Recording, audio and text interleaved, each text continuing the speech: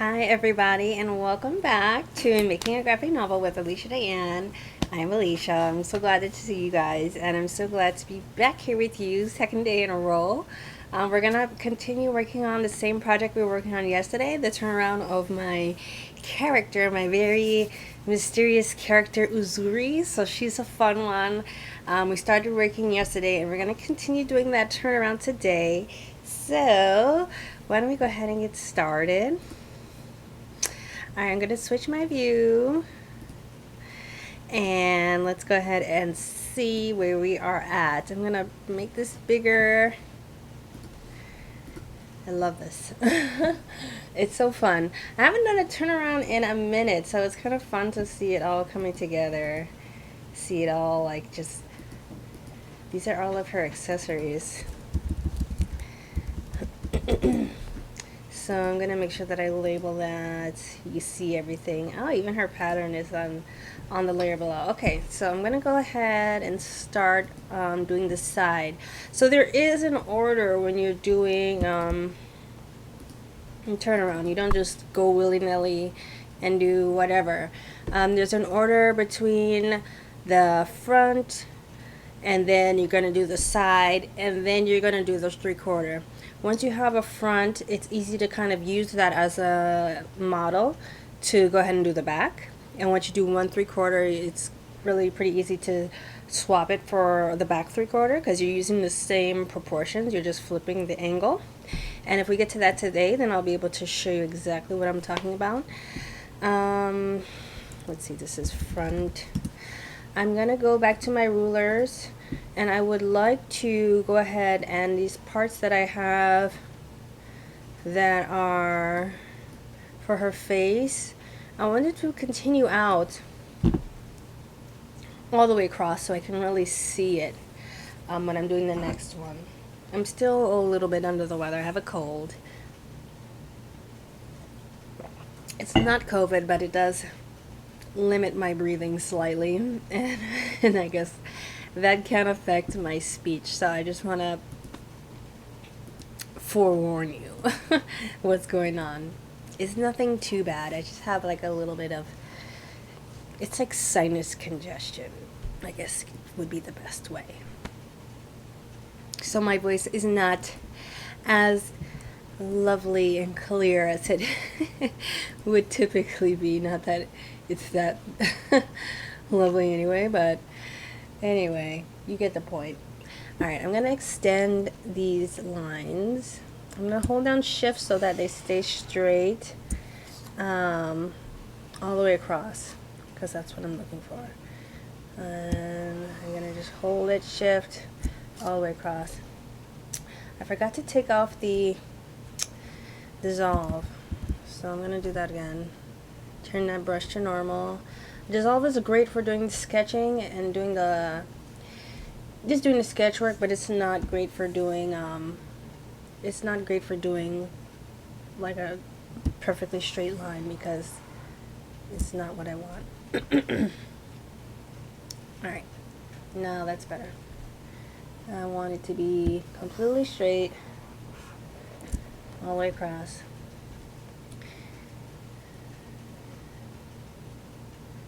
And in this one, completely straight all the way across. And maybe I should move these because her nose does go a little bit further down. And the lip goes right under, so actually I think I can keep it that way. I just need to make a note to myself. I'm going to go back to my front, and I'm going to get my brush I was using. I'm going to bring this up just a little and put it back to dissolve. And I'm going to take this down just a little bit. Is this the right color? No. Yeah, actually I was using the right color first. And I'm going to take this down just a little bit.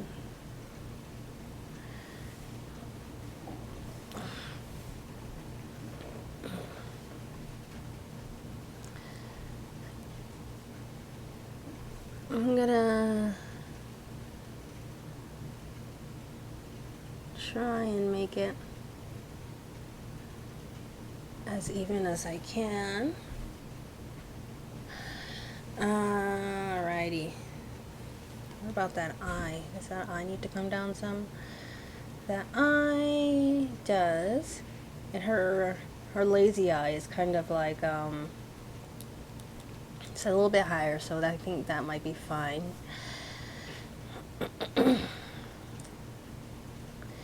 What about the top of that eye? Let's see.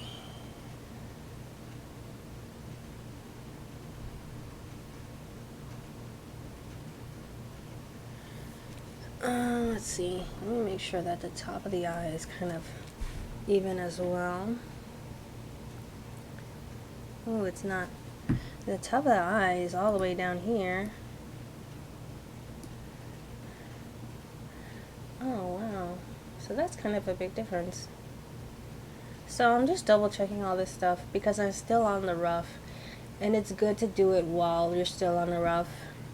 That way, you know, there's no confusion when you get to the final. You want it, this is the time, if there's going to be any time, this would be the time to go ahead and make mistakes and then make the corrections accordingly so that, you know, you're on track with where you need to be. So I'm going to bring that down. It looks like her eye is much bigger than it needs to be. I think I see how I want to change that. I'm going to unlock this. What's that?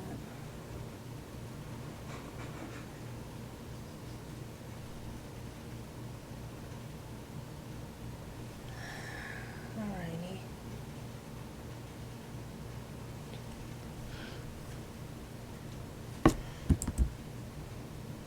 It's hard to tell when you're when you start to really get into details like this, because it's like, it looks pretty much on point, but that's why it's good to have the rulers, because it might look one way, but then when you really get into it, then you see, oh, okay, there's some things I need to change here a little bit.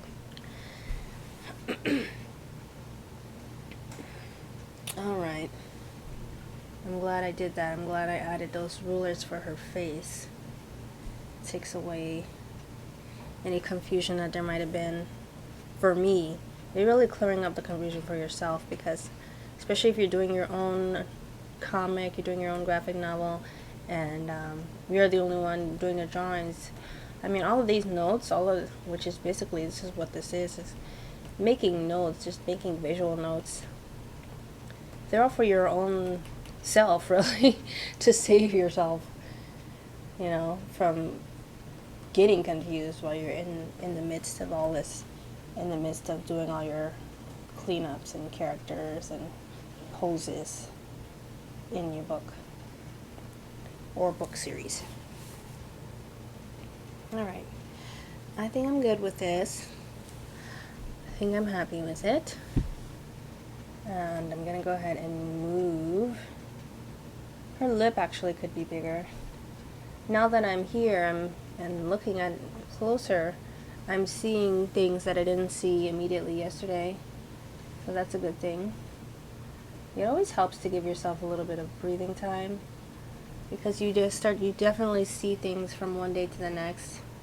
You first draw something, you might not see all of the mistakes immediately, or, you know, all the things that you want to correct right away, and then you come back to it and you start seeing everything.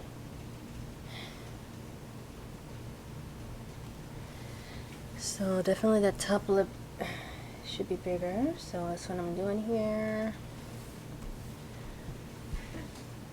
That's better. And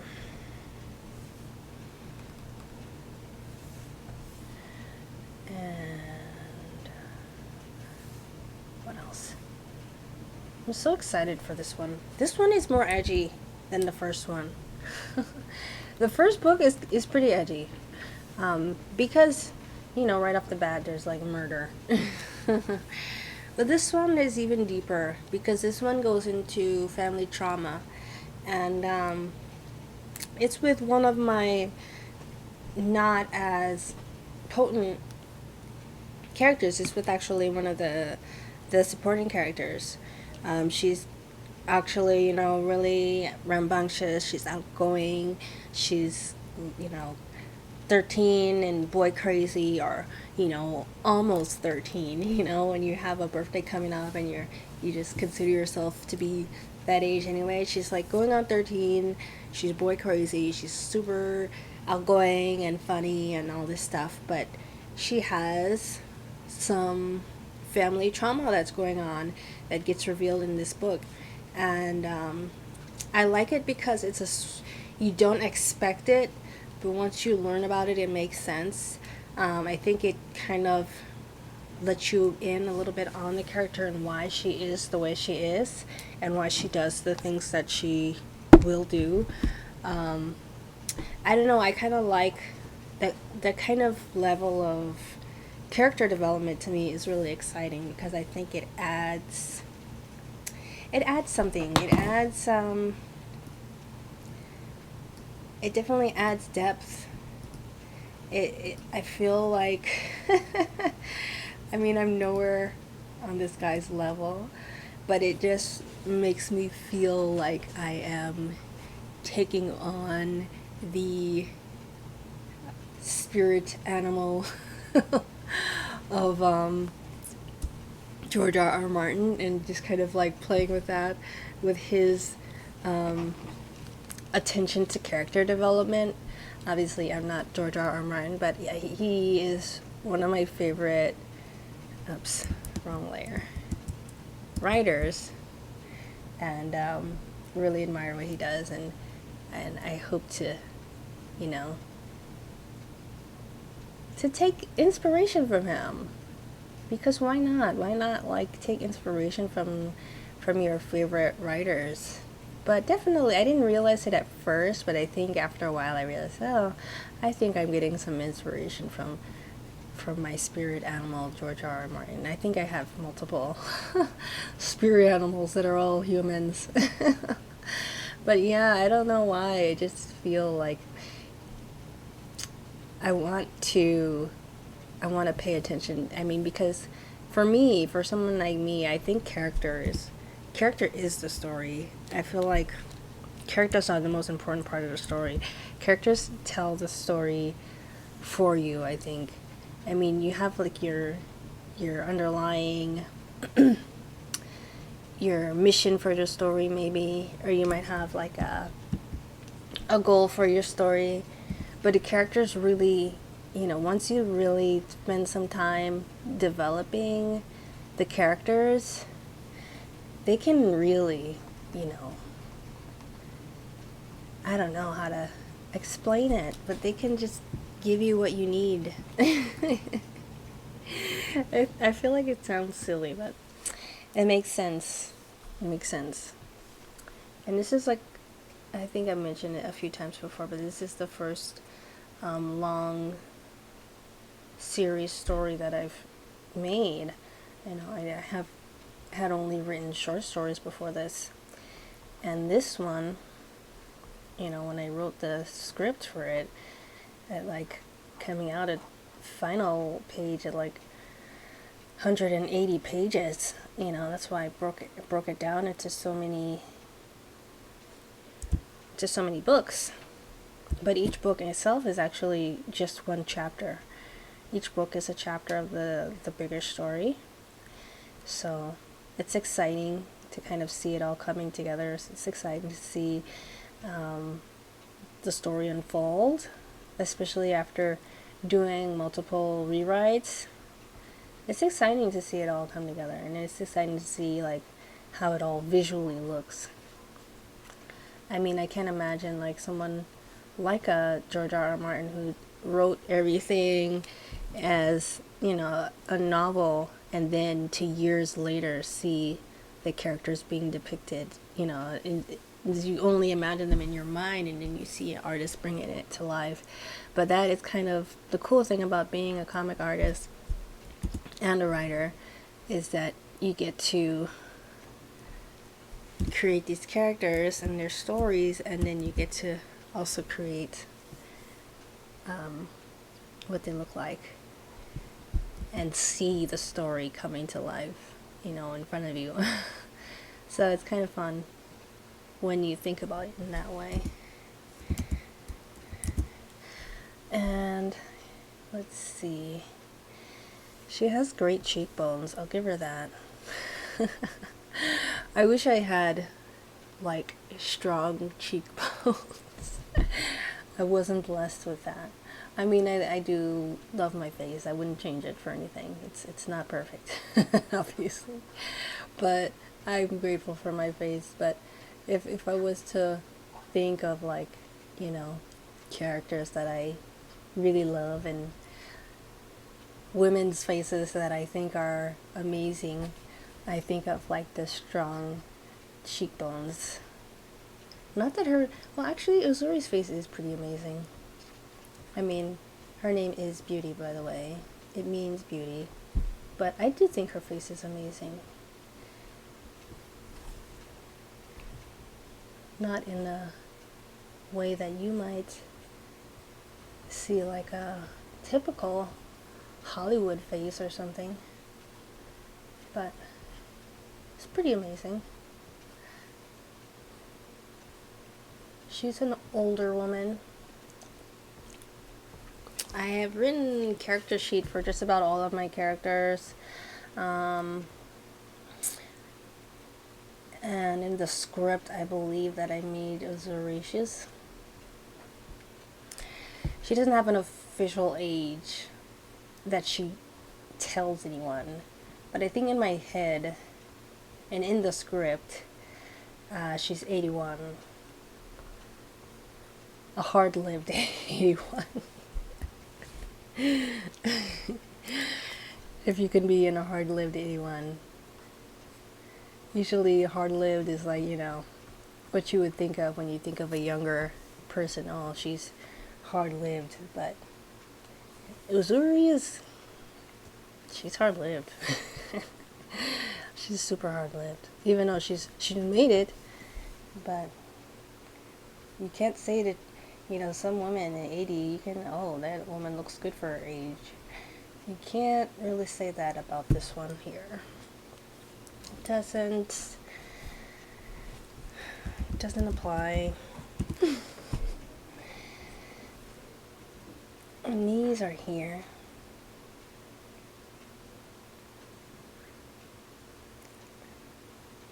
Alright.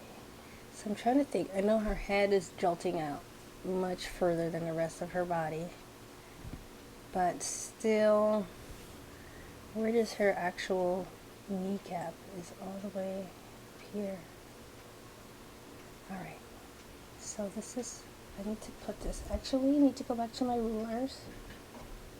And I think I need to make some more lines. Because I need to know where her hip is going to be at in every layer. Her hip bone. The joint. Oops. Her leg joint is going to be about there. Her leg and her hip, somewhere in the middle of that. The ankle. I should have made lines for all of this, but necessity is what breeds invention. So I didn't invent it on the paper until I needed it. All right, so now that I'm thinking, her butt is actually much higher than I drew it here. And delete that. Alrighty, so let's see. Her butt is like, I should do a butt line also. She's one of those high booties. Starts all the way up here. She reminds me of so many people that I've met in person. And I probably shouldn't say that, but she reminds me of so many people that I've met and that I haven't met. People in media, like auntie types that she reminds me of. Oh gosh, she definitely reminds me of people. And it's not like, I mean, it's a bad thing for them, I guess, because I wouldn't want to be compared with this. But you know, it's not exactly, it's not like it's an exact replica of anyone that I know at all. It's just a gross caricature, and I don't mean gross as in nasty gross. I mean gross as in like extreme caricature of humans that I've known and that I've seen and that I've been accustomed with. I didn't realize how bad her posture was until I did the profile. Until right now, that I'm seeing her real profile. Wow, she's really got it got it rough, didn't she? And I want to keep her aligned. So far, I was trying to get her face, you know, in the right proportion, but now that I have that, I can align her in the middle. And her balance obviously is not coming from her head. Her balance, you see, her head is jolting out way ahead of her body because she's got this long, weird neck. So her balance is going to have to come from her chest area. That's going to be the center of her balance. I'm going to draw her rib cage. Because her feet are going to need to align. And that's one thing that you, like when we're drawing, like when an artist is drawing, that's the thing that we have to always consider when we're doing a model, when we're drawing in person, when we're figure drawing, all of the above. We have to keep in mind the center of balance. And that was something that I had to actually, you know, physically draw on my page for a long time. I did that for like the first 2 years when I was practicing proportion, at least the first year when I was doing proportion. But the line of balance is really important. But now I kind of can think through it. I know that the center for balance is not coming from her head because her head is jolting out in front of her. But at the same time, I'm like, okay. From drawing in person for years and seeing how the body works kind of teaches you, you know, well then where is the balance going to come from if it's not coming from the head? It has to come from the chest then. And I have to adjust.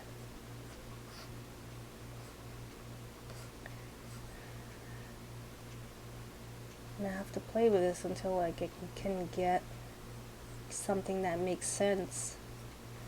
Because even if you're doing something that's super cartoony, it has to be logical. Like, I don't know, some people see cartoons and they think it's just like, you know, goofy stuff, and going to art school is like, you know, what losers do or something, I don't know. But I know that people think that way because I've been told crazy comments like, oh God, you wouldn't want to go to art school, would you? Yeah, I was told that when I was 17. And I was like, yeah, actually I am going to art school. But that's the thing. I'm going to delete her arm. It's not just like stuff that, you know, you're not thinking. You're using your brain. It's just you're not using it like a chemist or anything, but you do have to use your mind. You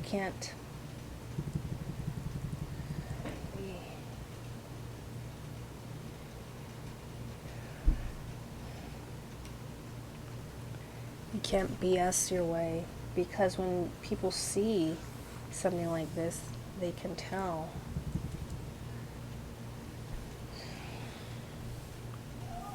Because so much of it is subconscious, you know, what we see every day. But we know what balance is supposed to look like, what gravity is supposed to look like. And an artist has to be able to know that and be able to use that and play with it.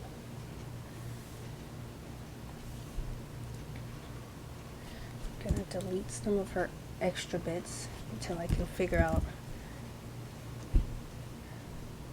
her proper torso proportion from this angle. And she has some butt. She definitely has some butt. Maybe this comes in higher. Her knees are really bent. I didn't even realize how bent they were until doing this angle. But yeah, her knees are really super bent. Her torso is pretty short, like a lot of women that I've seen that have a long legs and short torso. There's a lot of women that are shaped that way and have the long torso and a short leg. I mean the long legs and just short torso. I remember like just watching people. There's so many times I'm just able to watch people walk down the street. I used to, be able to do that quite a bit when I lived in New York. Just watch people, different body types. So if you don't know now, an artist, whenever you're walking down the street, there's some artist watching you and studying body types and body shapes. But yeah, I would always notice when I would see women with like the short torso and the really long legs. And now I can take advantage of that and use it for my characters.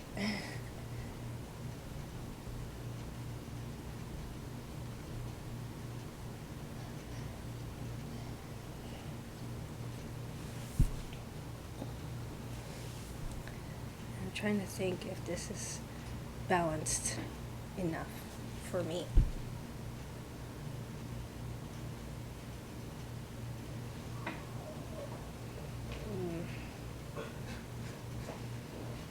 I'm not sure entirely.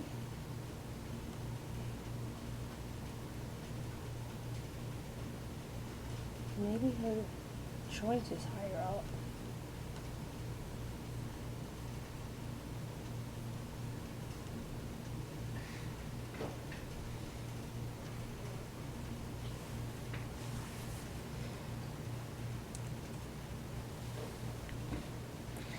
You know what? I'm gonna put her arm in, because that is like, that was one of the pieces I think I'm missing, because now that I look at it, her arm is like, that staff has become her third leg. That makes a difference. That staff is an additional leg for her. That makes sense now.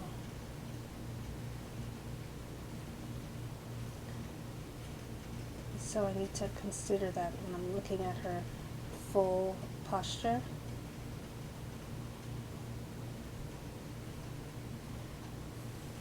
I'm gonna bring this forward actually. Just like here. So, I'm trying to think.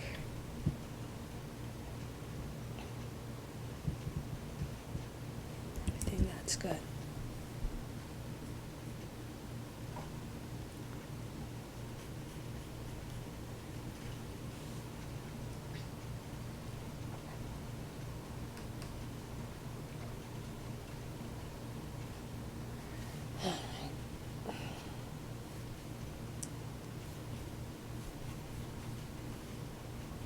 That makes sense. It was like a missing key or something. I'm like, something's missing. Something's off. And her balance is dependent on this staff as well. Go back to the ruler. I'm going to draw a line for where this goes. Okay. And where her elbow is.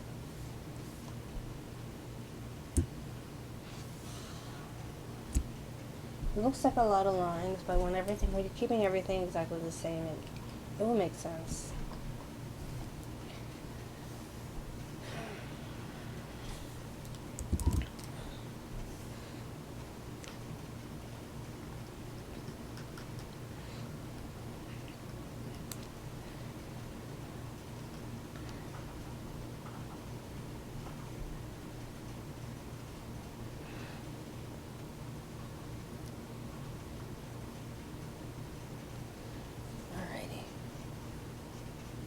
her butt in the right place. So yeah, I'm gonna make her ribs is actually smaller than her hip is. Not that her rib cage is showing, but I want to think about where that is. Her belly is going to be coming forward. That's where she carries her weight. It's in her belly. I hate that. Why does that happen to women? Why do we have to carry weight in our bellies? Even the bottom of her boobs, I should know where those are too. Looks like they're right about here. They look slightly smaller in the profile. But her boobs come down. Don't worry, I'm not going to be drawing them in any detail. I will spare you that. There. Alright. I get it. Makes sense. Her hand, I need to fix. It's too long. Coming out here.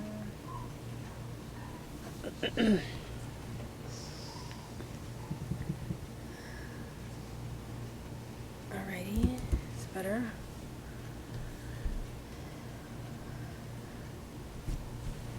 Alright. Alright, I'm not mad at this. I'm not mad at this at all. Her butt is gonna be bigger.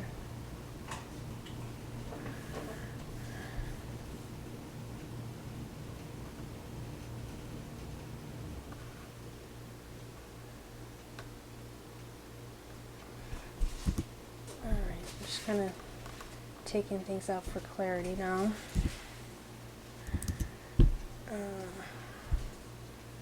Her legs are not quite this thick.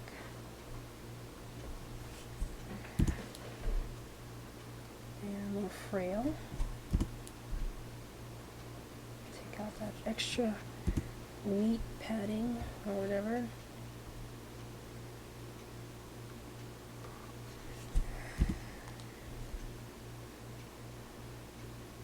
Alright, I'm not mad at this.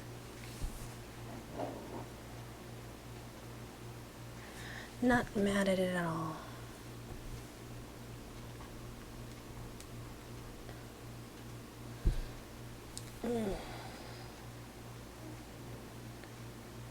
And her other arm, I'm going to draw through my character so I can imagine where her other arm is going to be, because she's like holding it to the side but it's slightly in front. Like picture all this in my head when I'm drawing, like okay, like it's like annoying, like okay, this is where this would be. It's like a little bit in front, this one, and this one is in here, so that way I know how to draw it. And her, gotta keep consistent with, I think I made this arm too big. Yeah, I think it's too much. Looking at the other arm, looking at the side one, this one looks too big. Alright, well, let's go ahead and draw this one first. I'm going to do like a little swinging pendulum. That kind of helps me to figure out, alright, profile-wise, where would this fall? Give me a little bit of an idea. And I do like the pendulum, because not everything is like, I want it to be aligned, but I'm trying to think. The hip, also your hip and your, I'm trying to recall all my proper proportions. One's not going to hang down lower on one side than another side. It's just going to be at a different angle. So I'm trying to think like that as well.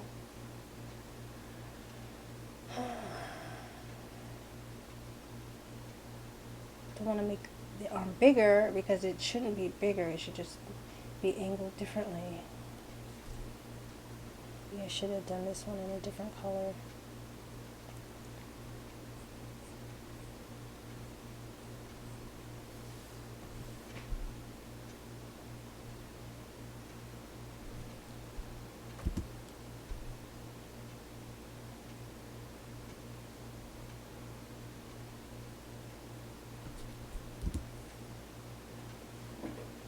Actually, I think this kind of works.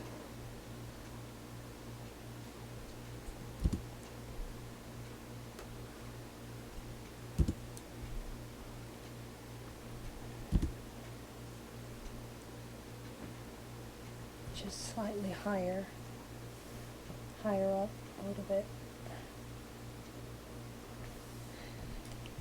Let's make it even with that other hand. That's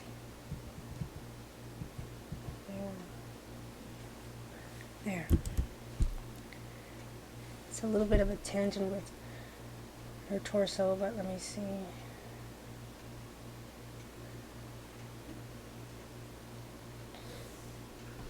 So I'm going to make sure that I'm making the other leg visible slightly.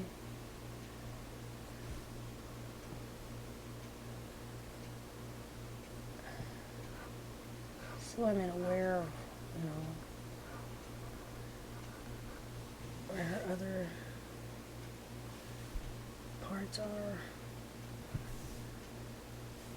Her leg should be open though, coming out this way.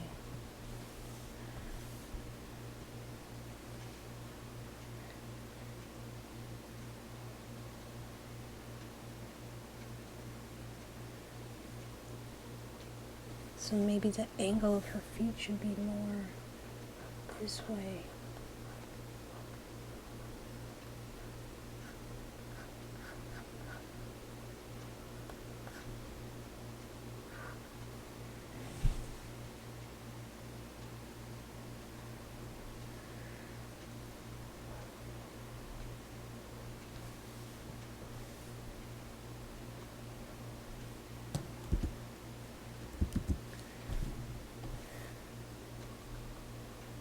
Let's see.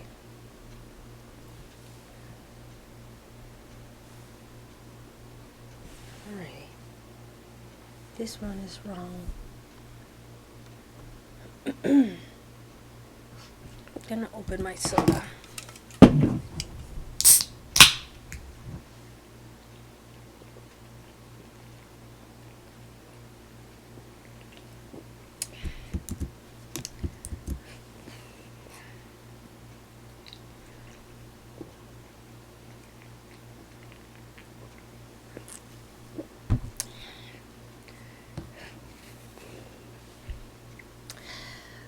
Now that I think of it, I shouldn't see it from the back. I should see the other leg from the front.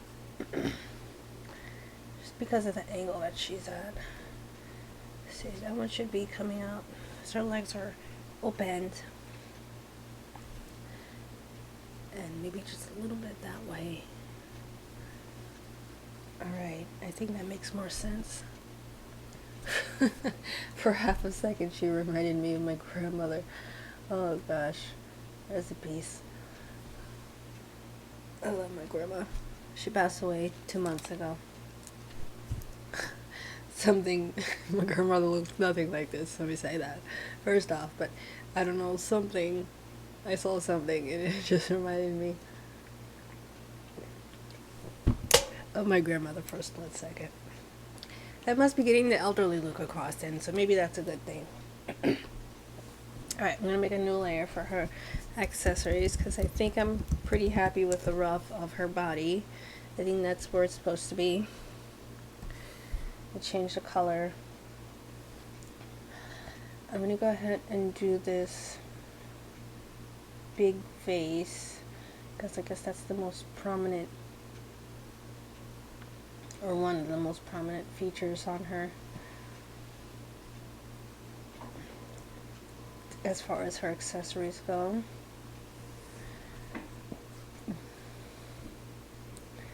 I don't know, I just pictured her having like jugs and weird things like that. I was actually inspired, I don't know if I said this yesterday, I meant to, but I don't think I got around to it. I was really inspired by the hoarder character on Labyrinth. This is a movie from middle 80s, so it's a very old movie, but it was one of my childhood favorites. I've watched it a million times. Jim Henson. It was a Jim Henson movie. It had all his amazing puppets, which I really want to work with puppets one day. So if somebody works in puppets, it's my dream to like make a puppet movie. It's my secret dream. I really want to do that.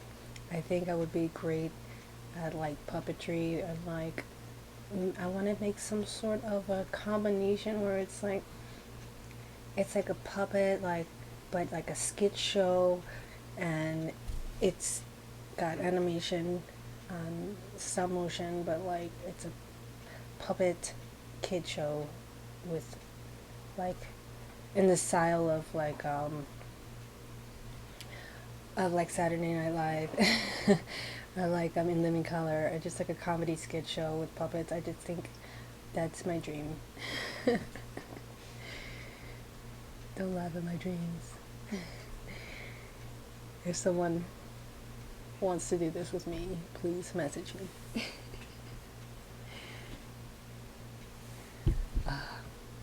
I gotta finish this series though. I mean, one thing at a time. I'm trying to like put my career into perspective and realize I can't do all the things I want to do at the same time. Like one of my bigger dreams is to work at Disney Feature and, you know, design characters for feature films, but I'm like, first things first. I want to become famous for making the world's greatest graphic novel series.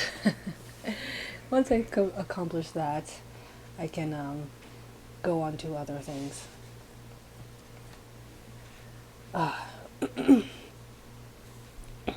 But first things first. Uzuri's turnaround.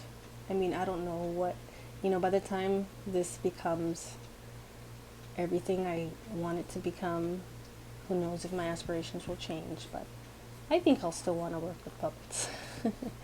By the way, there's a great puppet museum in Atlanta. I know I mentioned it on here. I was living in Atlanta for 6 months during the pandemic. My mother lives there, and it was a really good experience for me. It really helps me to mature and to think about what I really want in life. I know that's getting deep, but it really did. It really helped me to grow up in many ways. But I was staying there over the pandemic, and one of the things I got to see was the puppet museum. There's like a whole museum just for like puppets. It's like film puppets. It's like puppet from theater. I mean, it sounds like dorky whenever people hear me talk about it, but I think it's amazing, and it's actually really impressive. The amount of things they have. Even have like sort of like a little bit of a history of how puppets were initially used in theater with the Japanese. I think that they invented puppets in Japan. I don't know, but I guess at least with puppet theater, it started in Japan.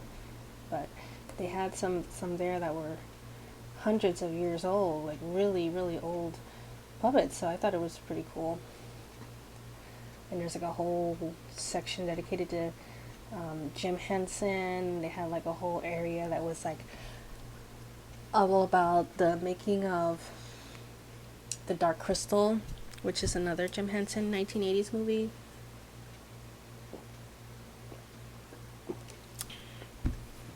It's absolutely worth watching, worth going to if you're ever in the Atlanta, Georgia area.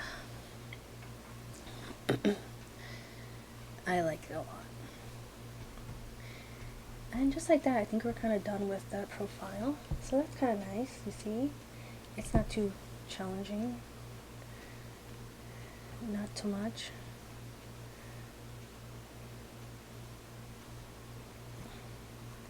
Show out where these shells are. She's got like these sort of tortoisey shells, turtle shells on her staff. She likes collecting things, if you hadn't guessed by now. She's got bells. The bells are from the Gabra tribe. I told you that this character is inspired by one of the many things she's inspired by is the Gabra tribe in Kenya. So you can actually see the type of things that they wear if you do a little quick Google search. But yes, her cheekbones gotta be popping. All right. I think that's it for the profile. Alrighty.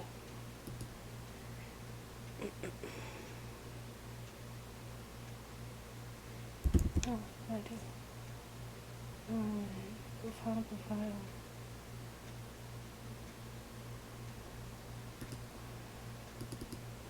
And this is called profile. Don't duplicate this. And merge this group.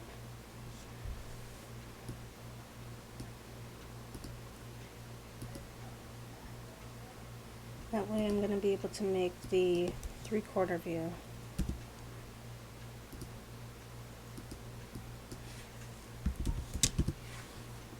Alright, so front profile. This was going to be the front 3/4. Not to be confused with the rear 3/4. So let me show you. I'm going to zoom in. There's a lot going on, but that's okay because I can see between the crazy. Go to the profile real quick because her chin needs to be a little bit longer. It needs to go down to here. It's easy fix.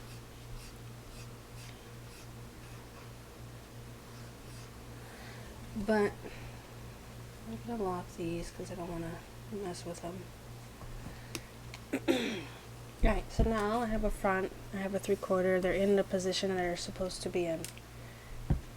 Now, it's kind of like in-betweening if you're animating. It's kind of comforting as an animator, as a person who used to animate. I don't do much animation anymore, but I always consider that like the backbone of everything I do, so I still embrace animation. I love it.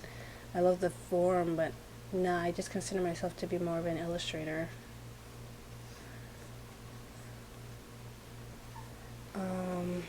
Now we're doing the 3/4, and so basically I'm doing an in-between between the front and the profile to get that 3/4 view. And I still have all my lines that I need. Just thinking, okay, you don't want to blindly do it. And that's the same thing that they say when you're animating and you're in-betweening. You don't want to blindly do anything. And that means to just do a straight in-between without any brain power. You actually want to think about what you're doing. You want to still think about the muscles, still think about the skeletal structure. Don't just like make it flat and boring. You still have to kind of think about every part of the character in the same way. Even though you're in-betweening, you just want to use your brain, but also be able to use these tools that you have. And I didn't do all of her accessories because she does have a very big nose ring. I didn't put that in yet. I didn't even put her earrings into the profile one. That's simple stuff. I can add that in as I go. I want to see exactly where this lazy eye lines up because it doesn't have the same exact alignment as the good eye, my strong eye. The good eye is like down here. She look at her head, and she has this kind of eye flap.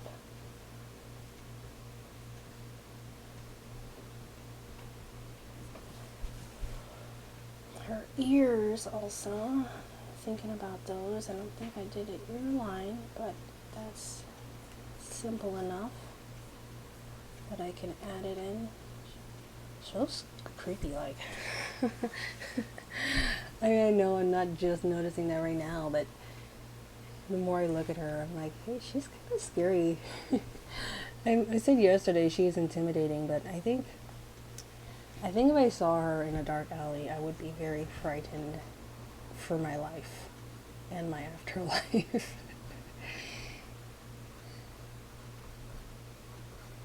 I want her to be that way. I can just picture her being as like in like a live action version of this.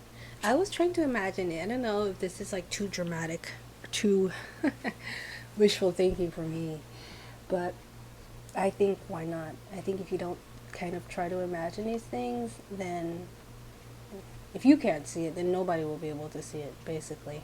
So I try to imagine, okay, if my comic was ever made into a film, would it be an animation film, like, or would it be live action? And right now I don't know. I'm not sure. I'm like, if it was animation, it would definitely be CG, but I think it would be kind of cool to be a live action movie. It would have to have like animated characters in it and things like that, but I'm kind of thinking it would be like have some elements of CG, like a Game of Thrones, like you know how they have CG dragons and whatnot. So I wonder, you guys have your projects, you have your stories, you have your comics, and you ever think about it potentially being a film one day? And if so, if you chosen format, I think about like, would it be CG? Would it be live action? Who would play your characters? Who would be the voice actors? Things like that. I think it's a good practice to kind of keep those type of things in your mind, just to keep like ambitious. I think so. I think it's a good practice.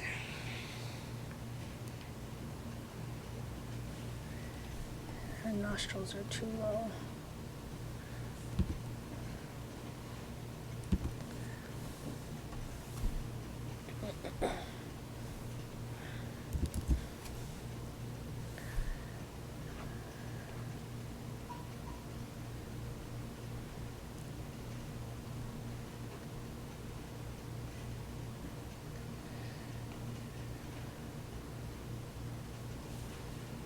Alrighty. Let's see. Alright. Interesting. Now that I see her in full view, I'm realizing some things. Her jaw needs to be a lot thinner. I should probably have an extra sheet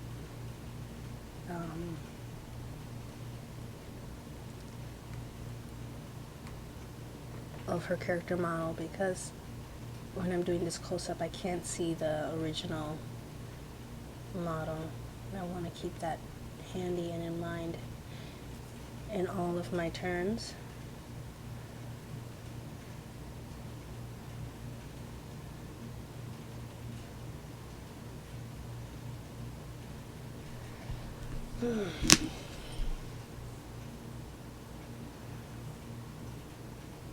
I might even use this as her. Should I even use that as her 3/4 pose?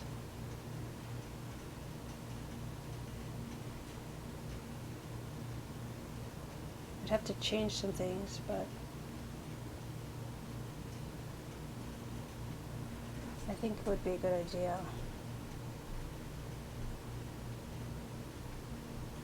But I want to still show you guys. I'm going to use this as her 3/4 pose, but I'm just going to change some things like where her arm placement is, because she's switched hands for her staff. but I want to keep her as much on model as possible for this because your turnaround should be 100% on model. Should be. So if I already have this one and I want this to be the base, then it would make sense to use that. But I still want to show you guys the process. So, I mean, I would still go in and look. I want to compare what I'm doing now to the original model, and I see a couple changes, like her cheeks should be a little bit more rounded up.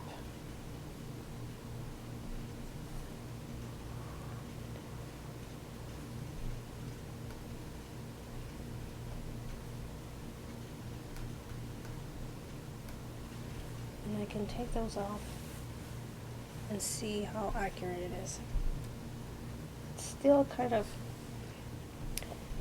still very close.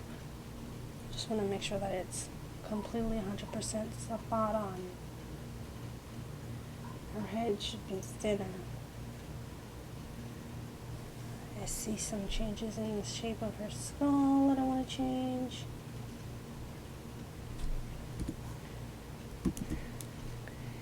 And drawing them from different angles really makes you think more about the character, because these are things I didn't notice initially, but now I see it in her. The top of her head is actually really tiny. She's got this skinny little skull here, but this big portion of, and her ears are like really jolting out on the sides there.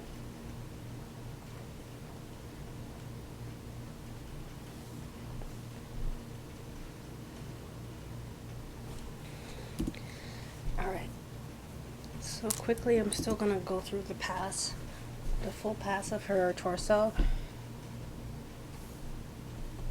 using this. Alright, let's see, so front.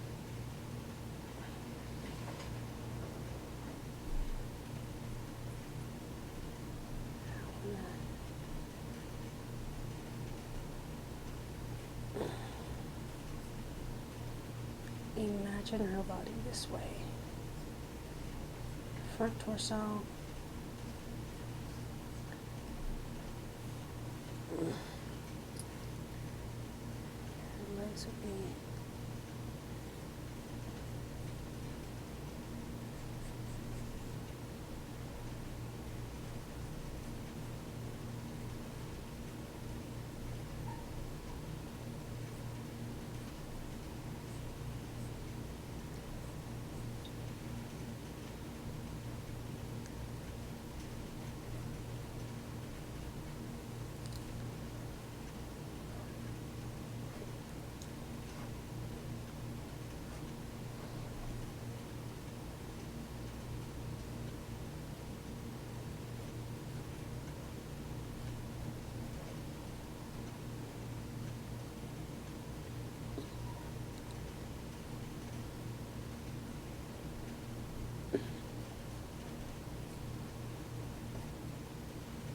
would her arm be? It's like, boom, she's holding it. Right arm, so 3/4. Just like a little bit. I feel like her arm should be like here.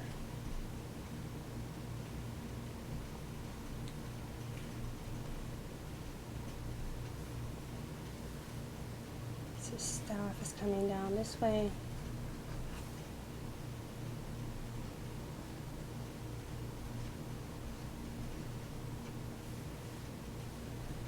And I turned off the profile just for a moment so I could clearly see the front. So that was important to me, to clearly see the front for a moment at least. Give her some depth. So you know how she has the long neck, because I'm trying to visualize the depth.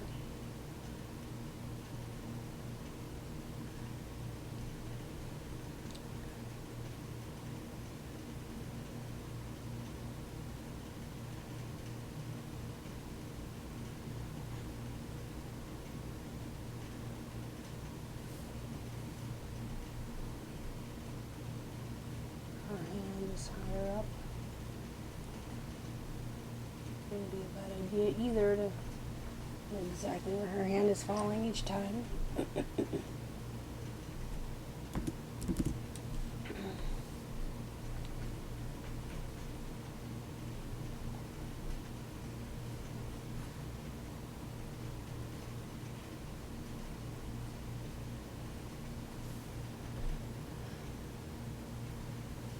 But there, that's better. Now make her arm come out a little bit further here. Should be somewhere in this area here. And maybe her elbow goes back that way before it comes up. I need to delete some stuff for clarity here.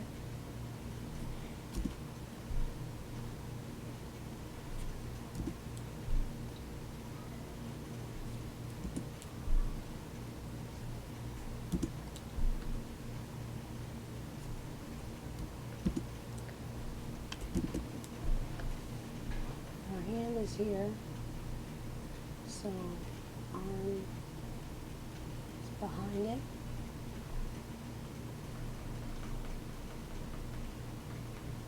There. That makes more sense to me.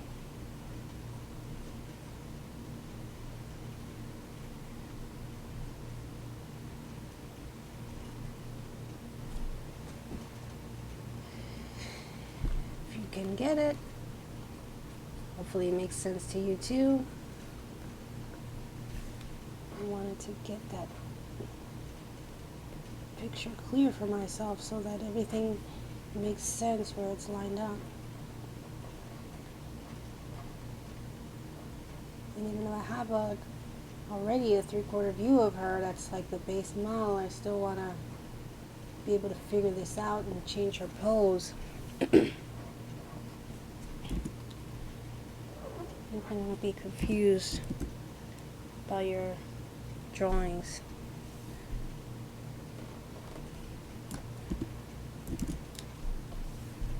Alright, I think that's kind of the base of a 3/4 pose, right in between the profile and the front view. And I can begin now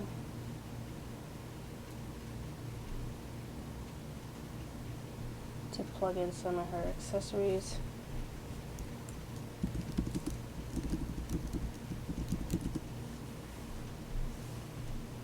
I want to make sure that the vase is, in the middle where it should be.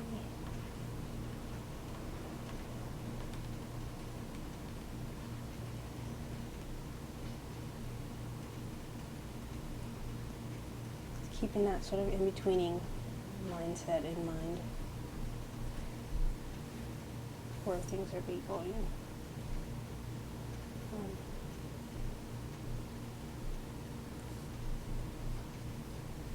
One, two.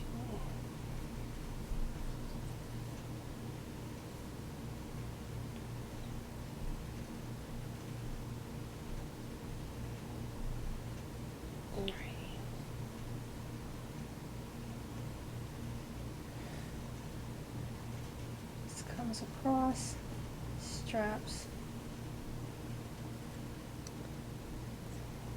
Let's come across this way.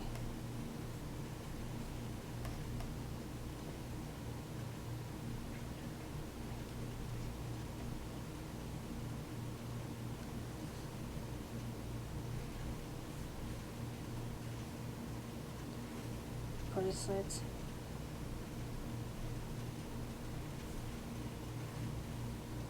Still wearing her dress.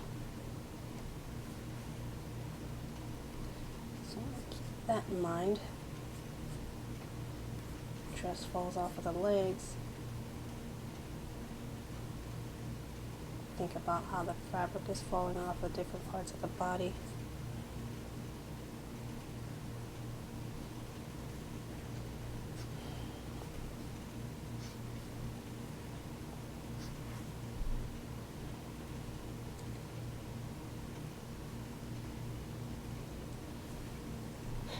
And that would be her 3/4 view. So today we were able to do a little bit of cleanup with that front. I'm gonna see, let's bring opacity back up. Do a little bit of cleaning up with the front view, getting that, making those little bit of adjustments that we did. This thing would still be, on top. Then we went to the profile, and we did that today. Figured out her balance, that staff being like a third leg for her. Figuring out how the backpack falls. And then the 3/4 view with all of her accessories. And I would need to also consider how those straps go around to the backpack. That little satchel that's on the side here. And these bells that hang off from those straps as well. They should be somewhere around here.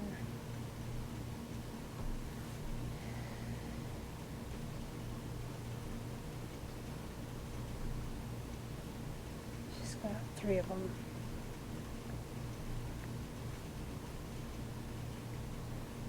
Alrighty, so I think that we're doing alright. We're in a good place. I will continue working on this next week. I'll do some more live streams. Tomorrow I'll be back with studying the masters. So we're still working with Hayao Miyazaki. So that one is really awesome. We're going to be doing that for 2 hours tomorrow. God willing, hopefully that everything goes as it's supposed to go. But this is, we're going to stop for today. Hope that you guys enjoyed this little turnaround session. And Jaydi's story is available for pre-order. They're going to be shipping next week, so I'm super excited. Get your copy right now because there's only a limited supply. Go on over to jaydistory.com, or you can go to aliciadianne.com and find the same thing. Either way, it's going to work out for you. So thank you so much for watching today. Thank you so much for being a part of this channel, and have a great rest of your day. I'm Alicia. Have a great one. Be grateful, live balanced, be yourself. See you guys next time. Bye-bye.